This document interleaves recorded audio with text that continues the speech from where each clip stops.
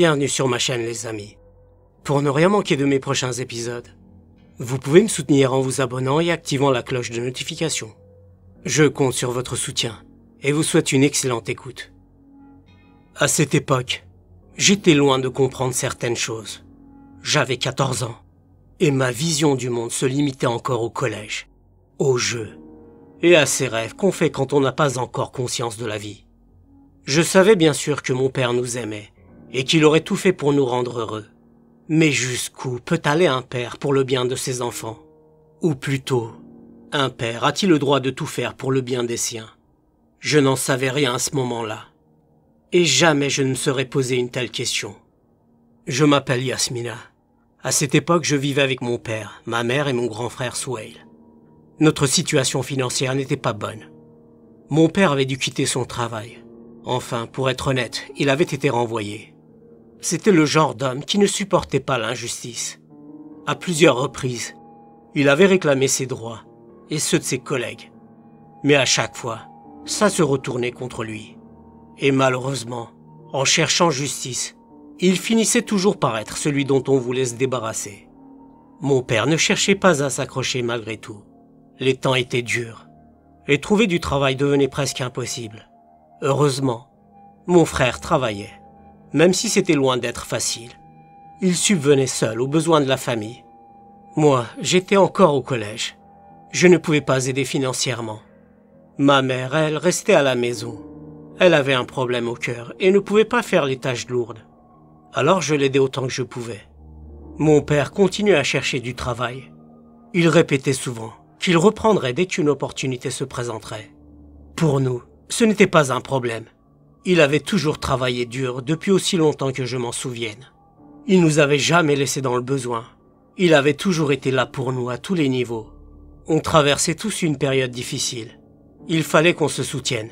On avait pris du retard sur le loyer. Et le propriétaire commençait à mettre la pression. Il répétait sans cesse « Donnez-moi ce que vous me devez, ou quittez l'appartement ». Même si mon père lui en voulait, il avait fini par admettre qu'il avait raison. Mon frère, lui, disait que ce n'était pas grave, qu'il valait mieux chercher un appartement plus adapté à notre situation. Mais à ce moment-là, trouver un logement correct, c'était presque mission impossible. Avec mon frère, on demandait un peu partout, à nos amis, à nos connaissances, s'ils connaissaient un endroit où le loyer serait plus abordable. Finalement, c'était mon père qui avait trouvé avant nous, un appartement dans un immeuble de 4 étages. Alors, sans perdre de temps et pour éviter de s'endetter davantage, on avait décidé de quitter notre ancien logement et d'emménager dans le nouveau. Le jour de l'emménagement, on devait monter toutes nos affaires jusqu'au 4e étage. Pendant qu'on grimpait les escaliers, j'avais remarqué quelque chose d'étrange. Les habitants de l'immeuble nous observaient discrètement, leurs portes à peine entr'ouvertes. Ces gens avaient un comportement vraiment bizarre. Je ne comprenais pas pourquoi ils agissaient comme ça. Au lieu d'ouvrir leurs portes pour nous souhaiter la bienvenue, ou même proposer un coup de main, ils se contentaient de nous regarder en silence. Et ce silence, c'était tout sauf agréable. Le propriétaire, lui, nous avait prévenus. Il avait dit que l'immeuble était calme, très calme, et qu'il fallait qu'on respecte cette règle. Mon père lui avait répondu « Ne vous en faites pas, il y a personne chez nous qui pourrait déranger les voisins. Moi, mon fils et ma fille, on sortira tôt le matin, et on rentrera tard le soir. Ma femme sera seule à la maison. » Le propriétaire avait alors ajouté « Pour moi, ça n'a pas d'importance. Vous pouvez même rester à 40 à l'intérieur. Tant que tout ça reste silencieux. Je veux pas que le calme de l'immeuble soit perturbé. » Mon père avait souri et répondu « Ne vous inquiétez pas, tout se passera comme vous le voulez. » Ce jour-là, ils avaient bien discuté. Et jusqu'au soir, on avait transporté tous les cartons et rangé nos affaires à l'intérieur. Quand la nuit tomba, le ciel s'assombrit. Et on était tous épuisés. Ma mère avait préparé le thé. L'appartement était grand, spacieux, et je l'aimais déjà beaucoup. Chacun avait sa chambre. Après le thé, ma mère avait dit doucement « Je vais préparer le repas d'ici peu. » Mon père lui avait répondu « Franchement, j'ai pas faim du tout. Tout ce que je veux, c'est dormir un peu. J'ai un entretien demain matin. Inch'Allah, j'aurai le travail cette fois-ci. » Puis il alla se coucher. Mon frère Souheil dit juste après « Moi non plus, j'ai pas faim. Je vais dormir aussi. » Et il rejoignit sa chambre. Ma mère se tourna vers moi. « Yasmina, ma fille, toi au moins, mange un peu. » J'ai pas faim, maman. Bonne nuit à toi. À peine étais-je entré dans ma chambre que je m'effondrais sur mon lit en me disant au fond de moi qu'il était bien dommage d'être trop petite pour travailler et aider ma famille. Je m'endormis avec cette pensée. Cette nuit-là, un bruit me réveilla. En ouvrant les yeux, le ciel était très sombre. Je n'arrivais pas à identifier la source du bruit, mais j'étais sûr de l'avoir entendu. À un moment, je me dis que le bruit venait probablement de dehors. Alors que je venais de refermer les yeux, la porte de ma chambre s'ouvrit lentement. Je tournai la tête vers la porte et la vis. C'était ma mère. « Tu dors, Yasmina ?» demanda-t-elle en chuchotant. « Non, maman, il y a un bruit qui m'a réveillé. »« Toi aussi tu l'as entendu ?» lui dis-je. Elle répondit. « J'entends ce bruit depuis longtemps. J'ai essayé de réveiller ton père, mais il ne se réveille pas. J'ai pensé que ça venait de dehors, mais... » dit-elle en hésitant. Je sentis la peur dans sa voix, même si elle essayait de la cacher. Je me redressai sur mon lit. « Ça doit venir de dehors, maman, n'aie pas peur. » À peine avais-je terminé que le bruit résonna dans tout l'appartement. Je levai la tête vers le plafond. Le bruit venait du toit, ou plutôt d'un appartement sous les combles. Peut-être d'un grenier. C'était un bruit étrange. Quelque chose de lourd était tombé, impossible à identifier. Moi et ma mère, on resta silencieux un moment. Puis elle vint s'asseoir quelques instants à mes côtés.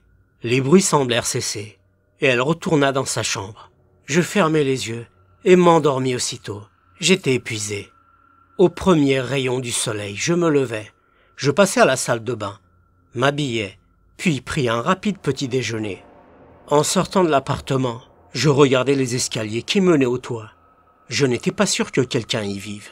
Je commençai à descendre rapidement, quand je me retrouvai face à face avec une voisine du 3e étage.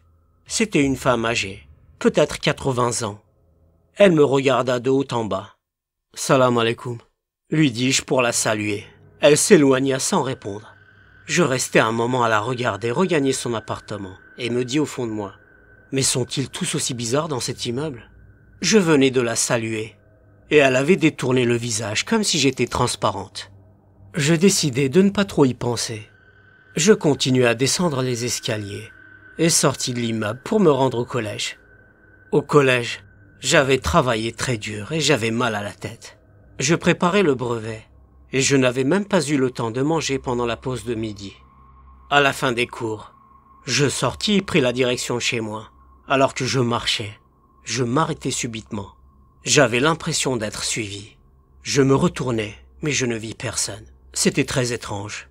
Je repris ma marche, mais cette fois, j'entendis clairement des bruits de pas derrière moi. Je ralentis pour laisser passer la personne. Je n'aimais pas qu'on marche derrière moi. Mais plus je ralentissais, plus la personne derrière moi faisait de même. Je me mis à accélérer. La personne fit de même. Je m'énervai sur le champ et me retournai rapidement. Je me figeais. J'étais seul dans la rue. Mes nerfs lâchèrent. Je m'arrêtai au premier arrêt de bus. J'avais décidé de prendre le bus pour rentrer. Quand il arriva, je montai dedans. Je ne savais pas pourquoi, mais j'avais l'impression que tous les regards étaient tournés vers moi. En levant la tête, je vis que les gens étaient plongés dans leur occupation. Je fus soulagé. Je devais être trop tendu. Mes derniers jours avaient été très éprouvants.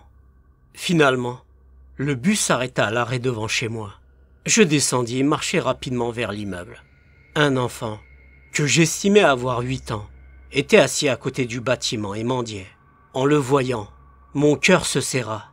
Je n'avais pas beaucoup d'argent sur moi, mais je ne pouvais pas passer à côté de lui comme si de rien n'était. Je sortis une barre chocolatée de mon sac et ajoutai un peu d'argent que je lui tendis. Quand l'enfant vit le chocolat, son visage s'illumina d'un sourire. Il mit le chocolat et l'argent dans sa poche, se leva et s'éloigna en courant. Le voir ainsi me rendit heureuse aussi. J'entrai dans l'immeuble et montai les escaliers.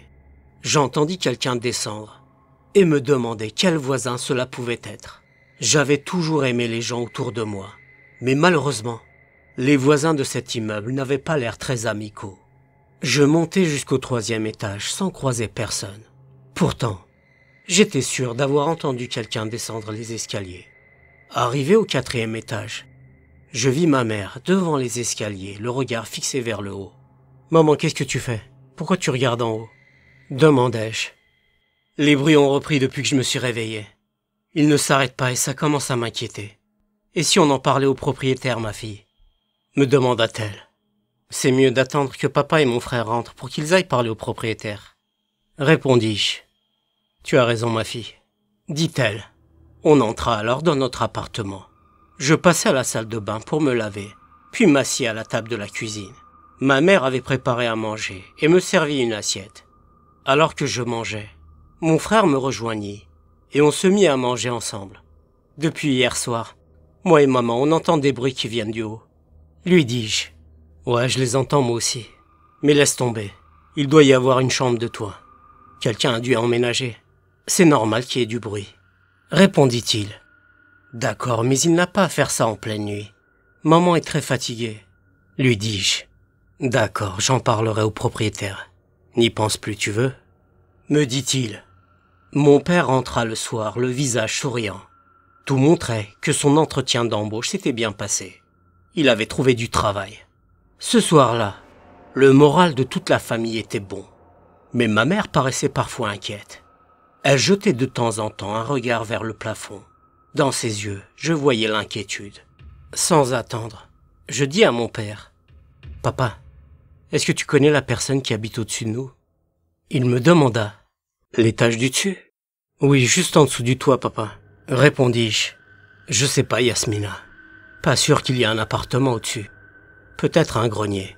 Je demanderai au propriétaire demain. » Dit-il. Puis le sujet se ferma.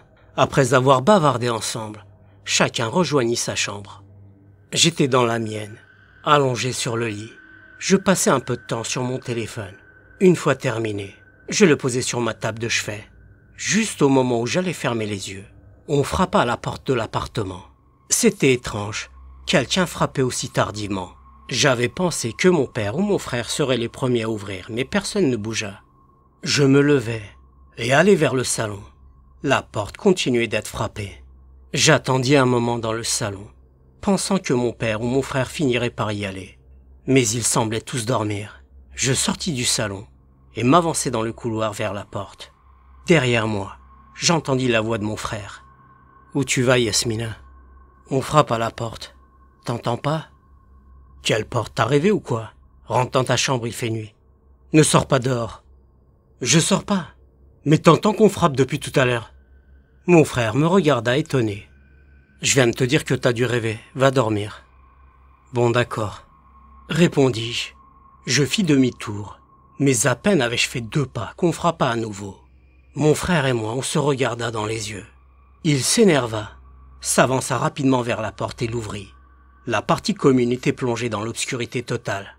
Normalement, la lumière s'allumait automatiquement dès qu'on ouvrait la porte. Mais là, rien. Les lampes semblaient ne pas fonctionner. Mon frère s'avança et s'enfonça dans l'obscurité. Je ne le voyais plus. J'entendais seulement ses pas. Puis il réapparut et entra dans l'appartement. « Est-ce qu'il y a des enfants dans cet immeuble ?» demanda-t-il. « J'en sais rien. Et même s'il y en avait, pourquoi il frapperait à notre porte ?» Répondis-je. « S'il y en a qui s'amusent à faire une blague, je leur ferai passer un mauvais quart d'heure. » « Et pourquoi tu t'es réveillé, mon frère ?»« J'avais soif, je voulais boire. J'étais étonné de te voir devant la porte. Bref, t'as école demain, va dormir. » Alors que je rentrais dans ma chambre, mon frère était dans la cuisine. Dès qu'il termina, il sortit et se dirigea vers sa chambre. Mais à un moment, ses pas s'arrêtèrent sans qu'il n'ouvre la porte de sa chambre. Normalement, j'aurais entendu le bruit de la poignée. Alors que je voulais fermer la porte de ma chambre, je vis son ombre sur le sol, éclairé par la lumière de la cuisine. Son ombre était figée. Je pensais qu'il était peut-être plongé dans ses pensées. Fatigué, je fermai ma porte et m'allongeai sur mon lit. Je ne sais pas pourquoi, mais je me sentais étrange. À un moment, je perçus la présence de quelqu'un dans ma chambre. J'entendais une respiration. Je me levai aussitôt et allumai la lumière. Il n'y avait personne. Je l'éteignis, me disant que j'avais mal entendu et voulais regagner mon lit. Arrivé près du lit, je m'arrêtai net. Quelqu'un se tenait près de la fenêtre. Une silhouette grande, maigre et voûtée. Je ne voyais pas son visage. Mon cœur battait très fort. Je me mis à prier, à demander l'aide du Tout-Puissant. Je fermai les yeux un bref instant. En les rouvrant, il n'y avait plus personne. Je rallumai la lumière et vérifiai chaque recoin. Rien. La peur m'avait envahi. Je ne voulais plus rester une seconde de plus dans ma chambre. Je sortis et allai dans le salon. Je m'allongeai sur le canapé, essayant de trouver le sommeil. À peine avais-je commencé à dormir, que je me réveillai en sentant qu'on me touchait les pieds. Je bondis du canapé, la peur au ventre. J'ouvris les yeux. C'était ma mère. « Maman, qu'est-ce que tu fais? Pourquoi tu m'as réveillé ?»« Suis-moi, ma fille. Il faut que je te montre quelque chose. »« J'ai trop sommeil, maman. Laisse-moi dormir, tu me montreras ça demain. » Mais elle ne m'écoutait pas et m'entraîna vers la porte de l'appartement. « Où tu m'amènes, maman ?»« Tais-toi et viens, » murmura-t-elle. Elle me faisait monter les escaliers. « Maman, arrête, il est très tard, faut pas déranger les voisins. T'as perdu la tête, maman ?» Soudain, elle me lâcha et se mit à courir tout en haut de l'escalier. Je m'arrêtai à mi-chemin. De là où j'étais, je ne voyais plus le haut. Puis j'entendis ma mère crier d'en haut. Mon cœur battait à toute vitesse. Paniqué, je redescendis aussi vite que je le pouvais et rentrai chez moi. Je n'en croyais pas mes yeux. Ma mère était devant la cuisine, un verre d'eau à la main. « Tu viens d'où à cette heure-ci, ma fille ?» me demanda-t-elle. « T'étais là, maman ? Je suis venu boire un verre d'eau. Pourquoi tu dors toujours pas, Yasmina ?» À ce moment-là, j'avais cru devenir folle. Mais je ne voulais pas l'effrayer. « Je vais dormir, maman. Bonne nuit. » Je rentrai dans ma chambre et verrouillai la porte. Je m'assis sur mon lit, la tête entre les mains. « Aide-moi, Ya Rab. »« Seigneur, aide-moi, » murmurai-je. Puis, je m'allongeai, le regard fixé au plafond. Seule la lumière de la lune éclairait faiblement ma chambre. Mes yeux s'habituèrent à l'obscurité. Je me tournai dans tous les sens, essayant de trouver le sommeil malgré ma fatigue extrême. Depuis qu'on avait emménagé ici, des choses étranges se manifestaient. Il fallait que je me ressaisisse, mais c'était très difficile. Je finis par m'endormir un peu. Au matin, quand je me réveillai, je me rendis à la cuisine et m'installai à la table pour prendre le petit déjeuner. Mon frère me rejoignit et s'assit en face de moi. Je ne pus m'empêcher de lui rappeler ce qui s'était passé la nuit précédente. L'étonnement se lisait sur son visage. La nuit dernière, je me suis pas réveillé. Je t'ai pas vu. J'ai même pas entendu qu'on frappait à la porte, dit-il. Mon esprit se figea un instant. Comment ça, tu t'es pas réveillé? C'est toi qui m'as demandé de rester à l'intérieur. T'es sorti dans le couloir. T'es revenu et tu m'as dit qu'il y avait personne. Puis t'es allé à la cuisine. Mon frère secoua la tête. Je sais pas ce qui s'est passé cette nuit, je dormais profondément. Mon père leva les yeux de sa tasse. Moi, j'ai juste entendu quelques grincements. Rien d'important. Je me suis rendormi aussitôt. Ma mère prit la parole à son tour. J'ai entendu quelques bruits moi aussi, mais j'étais trop fatigué. Je me suis endormi rapidement. De toute façon, je dors très mal ces temps-ci. C'est à cause des médicaments. Je sentis mon cœur se serrer. J'avais l'impression de devenir folle. Je préférais ne plus rien dire et me dépêcher de me préparer avant de sortir pour aller au collège. Ce jour-là, je restais tourmenté jusqu'à l'après-midi. Impossible de rassembler mes esprits. Dans ma tête, les questions tournaient en boucle. À la sortie, je retrouvai Asia et une de mes amies. On alla s'asseoir sur un banc. « T'as l'air songeuse, toi, » me dit-elle. « Ouais, t'as raison. Depuis qu'on a emménagé dans cet appart, je vis des choses étranges. Il y a quelqu'un en haut de chez nous qui fait trop de bruit. Tout le monde est dérangé et on dort mal. Et puis moi, je vis des choses bizarres. » « Quel genre de choses ?» demanda-t-elle en fronçant les sourcils. Alors je lui racontai tout, sans rien cacher. Elle m'écoutait en silence, son visage sérieux. « Et pourquoi tu vas pas voir quelqu'un qui s'y connaît dans ce genre de choses ?» dit-elle enfin. « Et si tout ça n'avait rien de paranormal ?» lui demandai-je. « Peut-être, mais tu devrais quand même parler à un imam au moins. » Elle me prit doucement le bras et se leva. « Allez, viens, lève-toi. » Sans vraiment comprendre, je la suivis. Elle m'entraîna jusqu'à une mosquée. Mon cœur battait un peu plus vite à chaque pas. Quand on arriva à la mosquée, on fut accueilli par un imam d'une 40aine d'années, au visage amical et sage. On le salua, puis je lui dis « On est désolé de vous déranger. On a un souci, et on voulait avoir votre avis. Je vous en prie. Allez-y, je vous écoute. » répondit-il avec calme. Après lui avoir tout raconté, il réfléchit un instant, puis me dit « Ce genre de choses arrive parfois. Mais à aucun moment ne leur montrez votre peur. Il faut absolument ne pas négliger vos prières quotidiennes. Remettez-vous-en à Allah. Il n'y a rien qui devrait vous effrayer dans ce que vous avez vécu. On le remercia chaleureusement et quitta la mosquée. Je me sentais soulagé de savoir que ces événements n'étaient pas dangereux. Je décidai de ne pas trop y penser et prier régulièrement, comme l'avait conseillé l'imam. Ce jour-là, on n'avait pas cours, moi et Assia. On s'était un peu promené. Parler avec l'imam et passer du temps avec Assia m'avait fait du bien. Mais quand je rentrais chez moi, en montant les escaliers, un malaise me saisit à nouveau. C'était comme si quelqu'un montait derrière moi silencieusement. Je me mis à prier sur le champ, en me persuadant de ne pas y penser. À chaque étage, je sentais des murmures derrière les portes. Je me disais au fond de moi, « Mais ouvrez vos yeux et arrêtez vos commérages. Qu'est-ce que c'est que ce genre de voisin ?» Finalement, j'entrais chez moi. Il n'y avait personne. Normalement, ma mère n'aurait jamais quitté la maison sans prévenir. Je me dis qu'elle avait peut-être fait une petite course. Je laissai mon sac au sol, fis un brin de toilette dans la salle de bain, puis je me jetai sur le canapé du salon. Il faisait plus chaud à l'intérieur qu'à l'extérieur. Alors que je me reposais, des bruits vinrent de la cuisine. Je me redressai et vis ma mère, alors qu'en entrant tout à l'heure, la maison était silencieuse. Normalement, elle aurait toujours accueilli mon retour. Je me dis qu'elle ne m'avait sûrement pas entendu. « Maman, y a pas un truc à boire? J'ai soif. » dis-je. Elle ne répondit pas. Peut-être ne m'avait-elle pas entendu. Ou pensait-elle à autre chose? Je m'avançai vers la cuisine. Ma mère était toujours dos tourné à moi, occupée à faire quelque chose. Je mis mes bras autour de son cou. « Maman chérie, pourquoi tu ne réponds pas? Est-ce que t'as un souci ?» Sa voix rauque et effrayante me fit frissonner. Je retirai mes bras et reculai quelques pas. Quand elle tourna la tête vers moi, son visage était étrange, terrifiant. « Maman, qu'est-ce qui t'arrive? Pourquoi t'es si énervée ?» Elle ne répondit pas. Un couteau à la main, elle s'avança vers moi. « Maintenant, tu vas avoir ce que tu mérites, » dit-elle. Je reculai.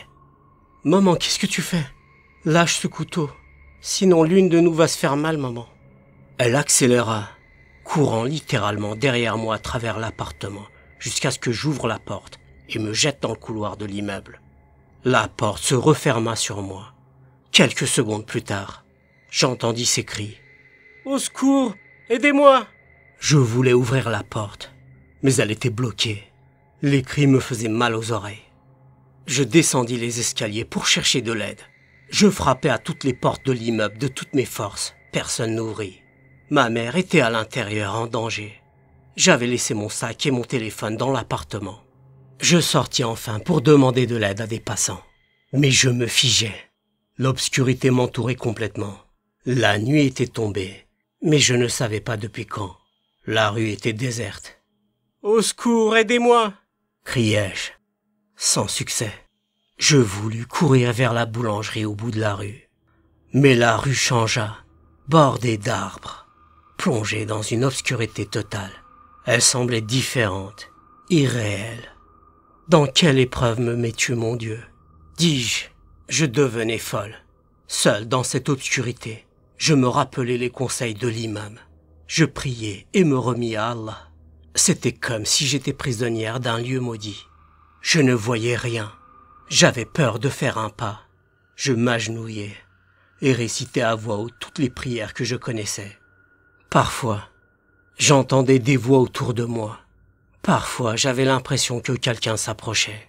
Ce cauchemar dura un moment. Puis, en ouvrant les yeux, j'étais toujours sur le canapé. Il faisait jour. Je respirais profondément, soulagé que ça ne soit qu'un cauchemar. Je me levai et me dirigeai vers la cuisine et me figeai de nouveau. Ma mère était là, dos à moi, occupée à faire quelque chose. « Fais que ça ne soit pas encore un rêve, mon Dieu, » disais-je. La porte de l'appartement s'ouvrit et se referma. Je courus vers elle. Un frisson parcourut ma colonne vertébrale. C'était vraiment ma mère. Elle tenait des sacs de courses. « Quand tu es rentré ?» demanda-t-elle. Après lui avoir répondu, je vérifiai la cuisine. Elle était vide. Si ma mère n'était pas rentrée, j'aurais de nouveau été plongé dans un cauchemar. Je rejoignis ma mère, la serrai fort dans mes bras et pleurai. Je n'en pouvais plus. Maman, je me sens pas bien depuis quelques jours. J'ai besoin de réconfort. Je te crois, ma fille. Je sais que tu passes par un moment difficile. Ça va passer. J'ai confiance en toi. Tu sauras rester forte. Ces mots m'apaisèrent enfin, moi et ma mère. On passa à la cuisine. On prit le thé ensemble et on se mit à discuter mère et fille jusqu'au soir, à l'arrivée de mon père et de mon frère. Ma mère m'avait raconté qu'elle avait parlé avec mon père et mon frère de ceux qui habitaient au-dessus. Elle m'avait expliqué qu'ils avaient dit qu'ils allaient parler au propriétaire. Maman, tu crois qu'ils lui ont parlé? Je pense pas. Ils n'ont pas eu beaucoup de temps pour ça. Mais j'ai réglé le problème moi-même, répondit-elle calmement. Comment t'as fait, maman? Quand vous étiez tous sortis de la maison, les bruits avaient repris. Je n'en pouvais plus. Alors je suis monté au sommet de l'immeuble. Il y avait bien un grenier aménagé. Une jeune femme m'a ouvert la porte. Je lui ai dit qu'il faisait trop de bruit et qu'on n'arrivait pas à dormir la nuit. Qu'est-ce qu'elle t'a répondu, maman? Demandai-je intrigué. Elle s'est excusée. Son mari buvait toujours, et à chaque fois qu'il rentrait, il s'en prenait à elle. La pauvre femme était désolée. Mais c'était pas de sa faute. J'ai même regretté d'aller lui parler.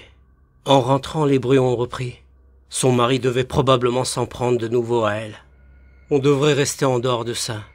Mais si elle nous demande de l'aide, on le fera. Dis-je, ma mère acquiesça. Je me dirigeai vers la salle de bain, voulant prendre une douche pour me relaxer. Alors que j'étais sous l'eau, ma mère s'adressa à moi. Je sortis la tête de la douche. « Oui, maman, qu'est-ce que tu veux ?» Mais elle ne répondit pas. Au moment où j'allais prendre ma douche, j'entendis soudain ma mère crier. Je me rinçai rapidement, enfilai mon peignoir et sortis de la salle de bain le plus vite possible. Ma mère était allongée au sol, inconsciente, avec du sang autour d'elle. Un homme qui devait avoir une trentaine d'années se tenait au-dessus d'elle, un couteau à la main, dont la lame brillait étrangement sous la lumière. Il se redressa et s'avança rapidement vers moi. Je reculai sur mes pieds mouillés, trébuchai et tombais, me cognant la tête et perdis conscience. Quand j'ouvris les yeux, j'étais allongé sur le canapé. Mon père, ma mère et mon frère étaient autour de moi. En voyant que ma mère allait bien, je ne pus retenir mes larmes. « Qu'est-ce qui t'est arrivé, ma fille ?» demanda mon père. Ma mère lui dit « Je te l'ai raconté au moins 40 fois depuis ce matin. Elle ne se sent pas bien. Elle a glissé dans la salle de bain et a perdu connaissance. Comme elle n'était pas sortie de là, je me suis inquiété et je vous ai appelé. » Je restais un moment confuse. Tout ce que j'avais vécu, avais-je vraiment tout imaginé? La scène avec l'homme, le sang. Je me demandais si je perdais la tête. Je me redressai lentement sur le canapé et m'assis. « Papa, j'ai compris. Peut-être que ce que j'ai vu, entendu ou vécu, vous ne le savez pas. Mais il se passe des choses étranges dans cet immeuble. Peu importe qui habite juste au-dessus de nous. Il faut aller vérifier. Je suis sûr que ça vient de là. » Mon frère intervint sérieux. « Ok, d'accord, ne t'inquiète pas. J'appelle monsieur Mazen, le propriétaire, pour qu'il vienne ici et qu'on règle cette histoire une fois pour toutes. » Il décrocha son téléphone et passa un coup de fil, même si monsieur Mazen disait être très occupé. Mon frère insista. Il expliqua que c'était très important et qu'il devait venir. Finalement, monsieur Mazen accepta et annonça qu'il arriverait dans quelques instants.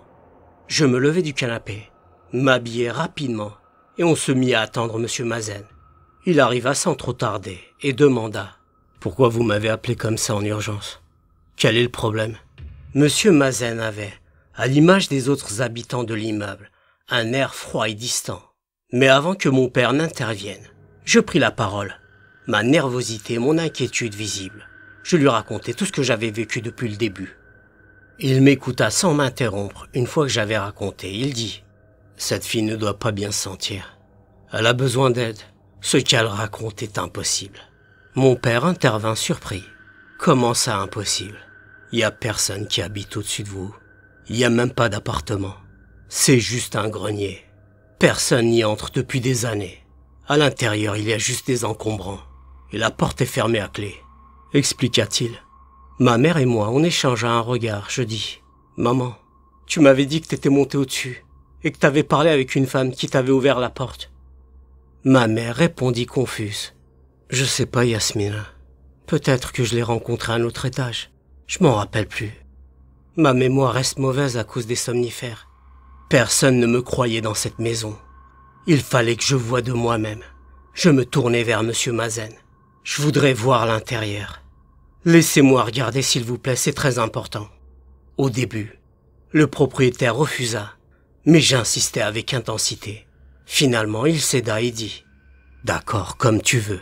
Suis-moi. » Il sortit de l'appartement et monta les escaliers. On le suivit derrière lui.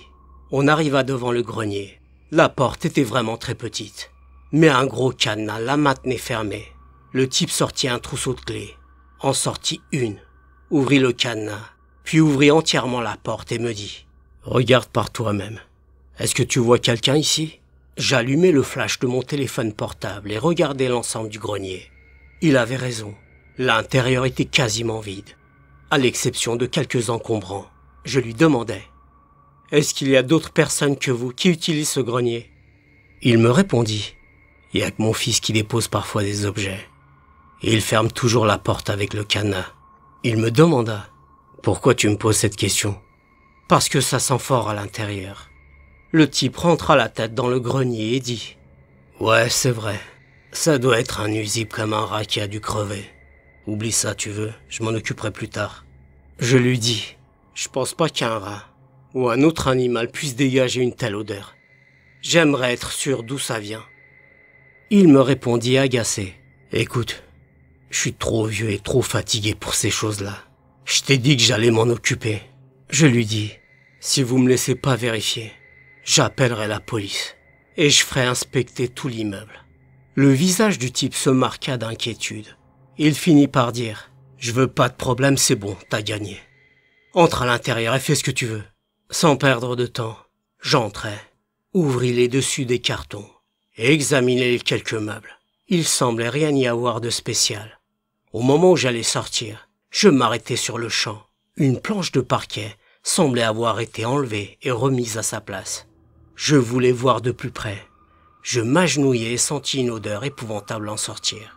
Je dis à Souhail, « Mon frère vient m'aider. » Il vint à mes côtés. Je lui dis, « Aide-moi à enlever cette planche de parquet. Il y a quelque chose ici. » Mon frère l'enleva facilement. En dessous du parquet, plusieurs sacs noirs étaient empilés et fermés. Une odeur insoutenable se dégageait déjà. Mon frère sortit un sac au hasard, le posa au sol et l'ouvrit. Une puanteur épouvantable en sortit. On se couvrit le nez et la bouche. À l'intérieur, il y avait ce qui ressemblait à des restes humains. Le choc fut tel qu'on ne pouvait plus rester une seconde de plus. On sortit immédiatement du grenier et mon père appela la police. La police arriva en peu de temps, mais avant leur arrivée, le propriétaire avait fui, profitant de l'instant où nous étions tous sous le choc de cette découverte macabre. Les forces de l'ordre inspectèrent tout l'immeuble en commençant par le grenier. Elles découvrirent d'autres éléments effrayants dans certains appartements. Des traces de rituels, des sacrifices d'animaux, des personnes âgées séquestrées de force. Certains habitants étaient en réalité sous l'emprise de Mazen, ce qui expliquait pourquoi ils nous évitaient toujours. On fit nos dépositions à la police et on quitta cet immeuble maudit pour emménager ailleurs.